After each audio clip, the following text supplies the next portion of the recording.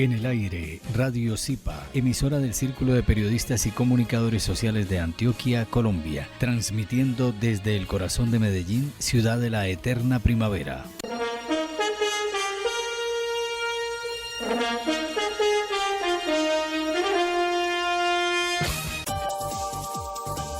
El Círculo de Periodistas y Comunicadores Sociales de Antioquia presenta Cuartillas, un espacio que promueve la libertad de expresión y el trabajo de los comunicadores sociales de Antioquia. dirigido por el periodista Abraham Umbarila Saavedra. Cuartillas.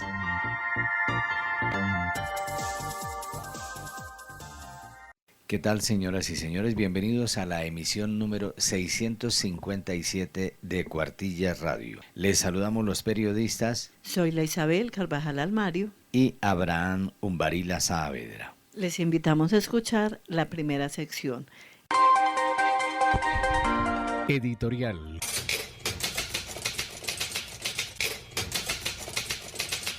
El editorial con la presidenta del Zipa, comunicadora social, Karina Torres Puerta. ¿Qué tal, amigos de Cuartillas Radio?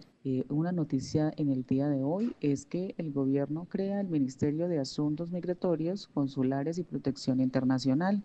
Este Ministerio de Relaciones Exteriores de Colombia sumará a su estructura al viceministro de Asuntos Migratorios, Consulares y Protección Internacional, que tendrá, entre otras funciones, la de gestionar programas de vinculación y participación de la diáspora nacional en actividades y proyectos empresariales, culturales, académicos, investigativos y de desarrollo tecnológico e innovación, de acuerdo con el decreto 1081 del 2025. Para cumplir sus funciones, el nuevo viceministro se apoyará también en dos nuevas direcciones, la Dirección de Políticas, Asuntos Migratorios y Protección Internacional y la Dirección de Servicios Consulares, Vinculación de la Diáspora y Retorno. Simultáneamente, el gobierno expidió el decreto 1082 de 2025, con el que modificó la planta de personal del Ministerio de Relaciones Exteriores. Los decretos están firmados por el presidente de la República, Gustavo Petro, la ministra de Relaciones Exteriores, Rosa Yolanda Villavicencio, el ministro de Hacienda, Germán Ávila, la directora de Función Pública, Mariella Barragán, y el gobierno expresó que la creación del viceministro está en sintonía con las necesidades y requerimientos globales en materia de migración, protección y acompañamiento del Estado colombianos a los residentes en el exterior. Un abrazo fraterno para todos. Ética periodística, con el expresidente del Zipa y profesor universitario Juan José García Posada. En este Cuartillas Radio tendremos hoy un especial sobre ética periodística, que es tan necesaria para todos y sobre todo nosotros los periodistas, con el profesor Juan José García Posada. La conciencia ética es indelegable. Comienzo por agradecerles a los colegas Soy la Isabel Carvajal Almario y Abraham Umbarila Saavedra por invitarme a utilizar hoy el tiempo del programa Cuartillas de Radio Zipa y la emisora cultural Universidad de Antioquia para ampliar las consideraciones habituales sobre la ética profesional y tratar acerca de la capacidad de los sistemas de inteligencia artificial de emitir juicios éticos y morales en relación con el trabajo periodístico. El uso del chat GPT y otros instrumentos de inteligencia artificial ha venido creciendo en forma acelerada gracias a las facilidades que ofrecen para la consulta de los temas más diversos. Con todo y las discusiones que se sostienen acerca de los riesgos, los alcances y las limitaciones de la inteligencia artificial, y muy en especial en relación con el periodismo, sobre las posibilidades de error, exageración, falsificación de la realidad y distorsión de los hechos, se reconoce la enorme utilidad de tales modos de consulta para mejorar el caudal de datos y asegurar una mayor documentación sobre los asuntos cuyo conocimiento se afronte.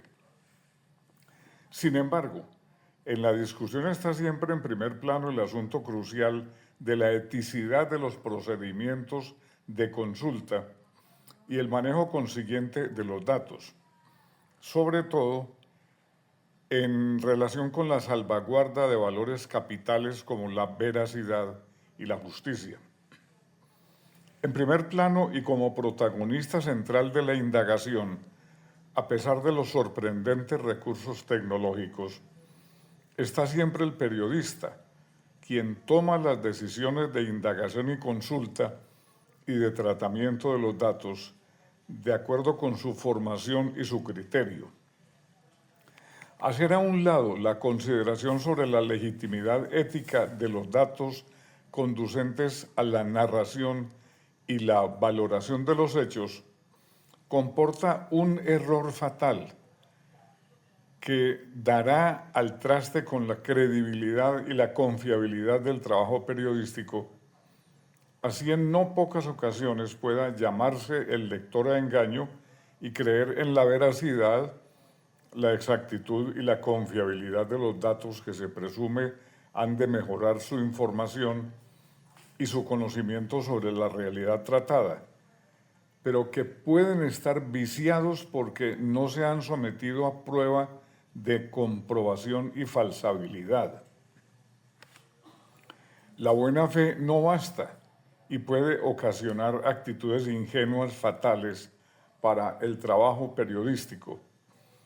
Una respuesta, por ejemplo, del ChatGPT, el más utilizado entre periodistas, puede ser inexacta, equivocada, caprichosa y por razones obvias puede empujar a la comisión de una transgresión, como cuando con base en tales datos falsos se elabora una mentira, la llamada fake news, de que están plagados, por desgracia, los medios de comunicación descuidados y con mayor sinrazón las redes sociales, que en tales circunstancias suelen volverse redes antisociales.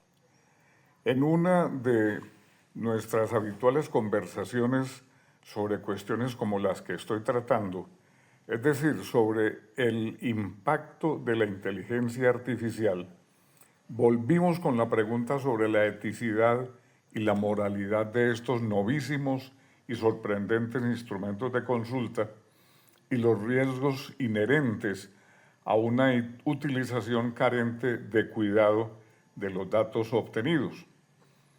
Asimismo, sobre la legitimidad de los juicios de valor que se emitan y la capacidad o incapacidad del medio tecnológico de emitir conceptos, diagnósticos o dictámenes sobre casos de contenido ético y decisiones editoriales pertinentes.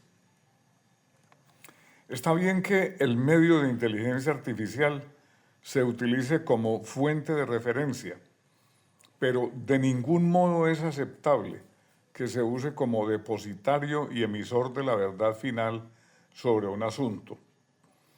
En la decisión sobre un conflicto ético, sobre la actitud recomendable para el periodista, es aceptable utilizar todas las fuentes más o menos confiables, más o menos valederas, al tiempo que deben descartarse aquellas que no ofrezcan confiabilidad. La decisión ética se basa en fuentes de referencia como la casuística de la doctrina, la normatividad legal, la observación y la experiencia. Si las fuentes no ofrecen confiabilidad ni credibilidad, deben descartarse. Y aún si las ofrecen, si tienen apariencia de creíbles y confiables, no tienen por qué recibir la calificación automática de definitivas y facultades de toda la veracidad suficiente para atribuirles la capacidad de emitir el juicio ético definitivo. Este debe reservársele al periodista competente en el caso determinado. Por ejemplo, un defensor del lector o de la audiencia, cuando está afrontando el conocimiento de un conflicto ético, no debe delegarle esa autoridad de emitir el juicio de valor a un servicio de inteligencia artificial. Sigue siendo potestativo de él. Es él responsable de lo que diga, del dictamen que emita, incluso con el riesgo de que esté cometiendo un error. Pero si se presume que tiene la autoridad, la experiencia y la credibilidad suficientes, es a él a quien corresponde asumir la responsabilidad consiguiente. Así puede equivocarse. Un dictamen no puede ser artificial, mecánico. Debe ser el resultado de una deliberación profunda y cuidadosa.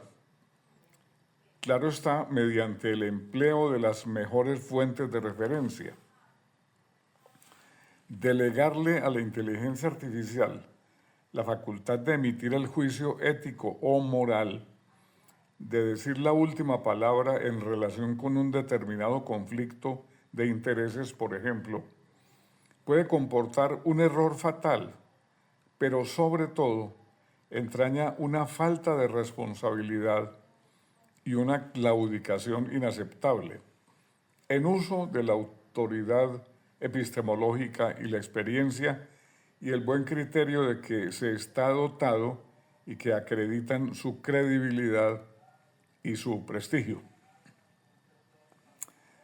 Por supuesto que se observan algunas tendencias a atribuirle responsabilidades éticas a la inteligencia artificial, pero se trata de una equivocación. Un buen ejemplo puede ser el que sigue. Le pregunto al chat GPT si tiene la facultad de emitir un concepto ético, un juicio de valor sobre alguna cuestión de actualidad, y esta ha sido su respuesta. ChatGPT no está facultado para dirimir un dilema ético en el periodismo, ya que carece de conciencia moral, juicio humano y responsabilidad profesional, dice. Su función es ofrecer información y análisis basados en normas y teorías éticas, pero no puede sustituir la deliberación crítica de periodistas, editores o comités de ética. Su concepto puede ser útil como referencia o punto de partida, siempre que se contraste con criterios humanos y códigos deontológicos reconocidos. La credibilidad de sus respuestas depende de la calidad de las fuentes y del uso reflexivo que haga el profesional, no de una autoridad ética propia. Esta es la respuesta que ha ofrecido el ChatGPT. Parece como si estuviera dándonos la razón a quienes creemos que el juicio ético sobre asuntos del periodismo es indelegable, que no se le puede entregar a un instrumento tecnológico. Es decir, esa sola respuesta del ChatGPT sería suficiente si no fuera porque, a pesar de la actitud, por así decirlo, modesta y honorable que manifiesta, no faltan quienes sí creen y sostienen que la inteligencia artificial sí estaría facultada para emitir juicios éticos y dirimir problemas de ética profesional. Es muy interesante la respuesta citada y transcrita. Para mí ha resultado incluso sorprendente. No la esperaba, pero incluso ahorra consideraciones sobre el tema. De todas maneras, refuerza las opiniones sobre los alcances y las limitaciones de los juicios de valor en la ética profesional, tanto del periodismo como de las demás actividades profesionales. Pero ¿qué pasa si, a pesar de esa opinión, en la práctica siguen atribuyéndoseles responsabilidades éticas al ChatGPT y otros instrumentos de inteligencia artificial? He ahí el dilema. aunque una conclusión obvia y sencilla puede consistir en que se trataría de una respuesta inducida por un ser humano, por el que está haciendo la pregunta. Pero si se le hace al ChatGPT una pregunta más concreta sobre un asunto de responsabilidad ética, por ejemplo, dictaminar en 100 palabras si es ética o no la decisión editorial de un periodista que valora la importancia de una noticia por el número de muertos en un accidente, de modo que a mayor cantidad más interesante es tal noticia y mejor despliegue merece. Esta es la pregunta pues al ChatGPT y vamos a ver qué respondió sobre esa pregunta concreta. No es ética la decisión editorial de valorar la importancia de una noticia únicamente por el número de muertos, dice pues el ChatGPT. Ese criterio convierte la tragedia humana en un espectáculo y desvirtúa la función social del periodismo.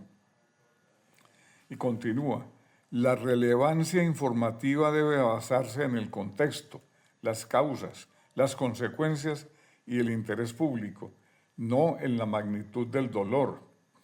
Priorizar el sensacionalismo vulnera la dignidad de las víctimas y puede banalizar la muerte. Un periodismo ético debe informar con rigor, respeto y proporcionalidad, evitando que la cantidad de víctimas determine el valor noticioso o el despliegue mediático de los hechos.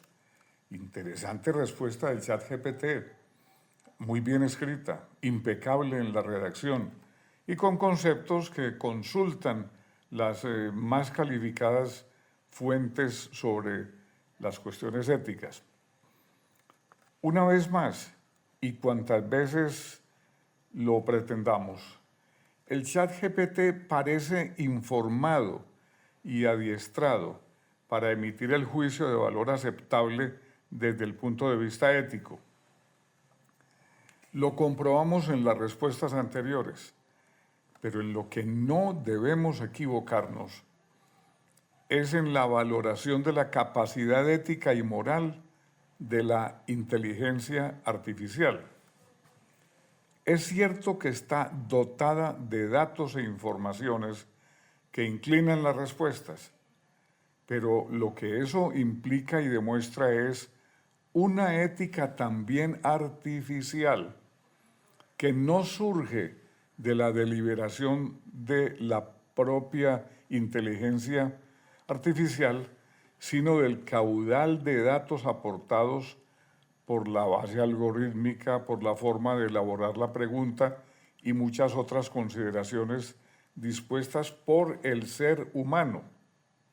Es ahí donde reside uno de los factores de posible engaño al considerar que la inteligencia artificial sustituye al ser humano hasta en materia de conciencia ética y moral.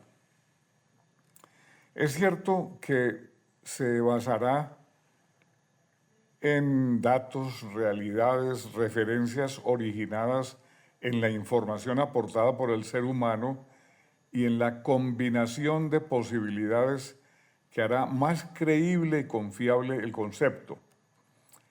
Pero aún así no es un concepto, no es un dictamen, no es un veredicto original, autónomo de la inteligencia artificial, sino el producto del caudal de datos aportado por las más diversas formas de programación.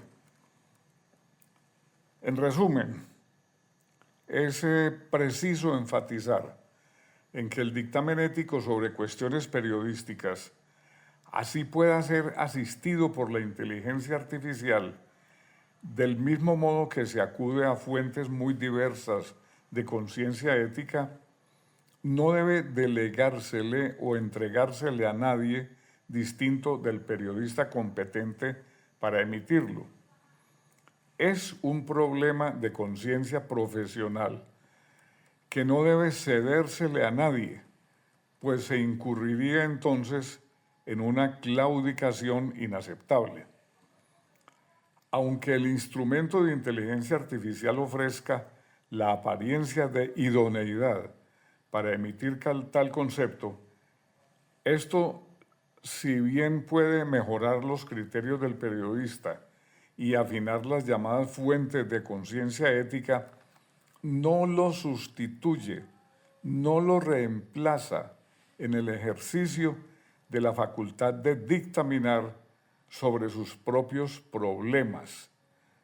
La conciencia ética es indelegable. Estas consideraciones las he preparado de modo especial para esta edición o esta emisión del programa Cuartillas de Radio Zipa Estéreo y la emisora cultural Universidad de Antioquia, gracias a la solicitud enaltecedora que me han hecho los directores, los responsables de la emisora del Círculo de Periodistas y Comunicadores de Antioquia, Zipa. A todos ustedes, muchas gracias por su atención. Notas al aire en Cuartilla Radio. Alcalde de Medellín, Federico Gutiérrez Zuluaga, anunció recuperación de la línea A del metro 2 días antes de lo previsto. El Metro de Medellín restableció el servicio comercial en la línea A entre Niquía y La Estrella antes de lo previsto. El retorno a la operación completa fue posible tras superar exitosamente la situación presentada en la intersección Poblado-Aguacatala, donde se había detectado una oquedad en la cimentación de la estructura de contención en el margen derecho del río. El pasado lunes 20 de octubre, gracias a las inspecciones rutinarias, se detectó una falla súbita en el terreno de la vía férrea entre las estaciones Poblado y Aguacatala. Como medida preventiva y con el propósito de garantizar la seguridad de los viajeros, contratistas, servidores y servidoras, el metro suspendió temporalmente el paso de trenes por este tramo. Las pruebas de carga realizadas con trenes y tolvas realizaron la restitución del soporte estructural del tramo intervenido, lo que permite habilitar nuevamente el paso seguro de los trenes. Gracias a eso, el servicio comercial entre las estaciones Niquía y La Estrella se restableció a partir de este domingo 26 de octubre y se desmontó el plan de apoyo con buses, por lo que las rutas integradas volverán a la red metro en sus ubicaciones habituales. Escuchemos al alcalde de Medellín, Federico Gutiérrez Zuluaga, y al gerente del Metro de Medellín, Tomás Elejalde, quienes además de contarnos esta buena noticia, también hablaron de una noticia triste, el fallecimiento de un trabajador en un accidente de tránsito. Antes del tiempo previsto se pone en operación el servicio entre Estación Poblado y Estación Aguacatala. Esto es una noticia para nosotros en cierta forma muy importante, pero es agridulce, porque es una muy buena noticia frente a la operación ya de todo el sistema y normalizar el sistema, especialmente entre estas dos estaciones, pero lamentando mucho la pérdida de la vida de Julián Andrés Valderrama, quien murió el día de hoy en un accidente absurdo, producido por un conductor que había consumido licor aproximadamente a las 4:30 de la mañana. Y esa persona que murió justamente fue, como todos los compañeros, determinante en el arreglo y en la puesta en marcha de nuevo del sistema. Nosotros queremos informarle a la gente que el sistema está listo en tiempo menor al que se creía requerido para arreglar esta situación. Casi que nos adelantamos 2 días, gracias a todo el equipo del Metro. Felicitar al Metro, a todos los trabajadores, pero de nuevo lamentar la muerte de Julián Andrés, de 28 años. Me duele mucho. O sea que, por un lado, dar el balance positivo de puesta en marcha de nuevo del sistema, luego de cumplir todo el procedimiento de llenado del hueco, de llenado de la oquedad, de instalación del riel, de todas las pruebas que hace el Metro, que el gerente dará todos los detalles, pero contando con la absoluta seguridad justamente para todos los usuarios. Entonces, por un lado, la puesta en operación del sistema ya, a partir de este momento, que los usuarios sepan que desde ya pueden ir en todo el sistema completo, ya pueden utilizar el metro. De nuevo, gracias al metro, a todo el equipo, a EPM que ayudó en esta labor inicialmente, a la gobernación, al área metropolitana, a todo el equipo de la alcaldía, especialmente a todos los trabajadores que no descansaron día y noche, y en especial a estas personas que resultaron heridas hoy en ese accidente absurdo, y a quien perdió la vida y que tanto hizo justamente para resolver esta situación. Nuestra solidaridad con su familia. Primero es que en medio de la triste noticia del fallecimiento de Julián Andrés Valderrama y del accidente de tránsito tan desafortunado que tuvimos hacia las 4:50 de la mañana, en donde también quedaron otros compañeros contratistas nuestros heridos. Ya el alcalde mencionó el estado de algunos de ellos. Hay un compañero, Manuel, que está en cuidados intensivos. En medio de esa triste noticia, sí tenemos un sentimiento también de deber cumplido en medio de la tristeza, porque logramos, afortunadamente, antes del tiempo que estaba previsto, que era para primera hora del día martes, restablecer con total seguridad y total cumplimiento de los protocolos el servicio para el día de hoy. Así como más de 180 voluntarios en estaciones para atender a los usuarios, y agradece la articulación con la Alcaldía de Medellín, la Gobernación de Antioquia, el Área Metropolitana del Valle de Aburrá, EPM, la Policía Nacional y las empresas de transporte público colectivo. Son más de 8 días en los que esta falla entre Aguacatala y El Poblado afectaba a muchos usuarios, a pesar de que se hizo un plan de contingencia que fue un transporte entre esas estaciones con MetroPlus y con integrados, de manera que todos los usuarios pudieran tener acceso al metro en toda la vida. A nosotros, que todos los días nos transportamos en metro hacia el centro de Medellín, hasta la estación Berrío, donde tenemos nuestra sede del Círculo de Periodistas y Comunicadores Sociales de Antioquia, nos hizo mucha falta el metro en su funcionamiento pleno, pues como funciona en toda la línea. Mucha falta nos hizo el metro, sí, porque el metro es el transporte masivo aquí en la ciudad de Medellín, que va desde La Estrella hasta Niquía, de Niquía a La Estrella, y todos los días desde las 4 de la mañana presta su servicio hasta las 11 de la noche, así que le pedimos mucho a Dios porque se restablezca este servicio el día martes para todos los antioqueños y turistas. Bien amigos, así llegamos por hoy al final de Cuartillas Radio. Les estuvimos acompañando con muchísimo gusto la presidenta del SIPA, comunicadora social, Karina Torres Puerta, la directora ejecutiva del SIPA, comunicadora social periodista, Zoila Isabel Carvajal Almario, el expresidente del SIPA y profesor universitario Juan José García Posada, y quien les habla, Abraham Umbarila Saavedra. Éxitos en esta semana que comienza. Aquí finaliza Cuartillas, el programa institucional del Círculo de Periodistas y Comunicadores Sociales de Antioquia. Cuartillas. Los esperamos en un próximo programa.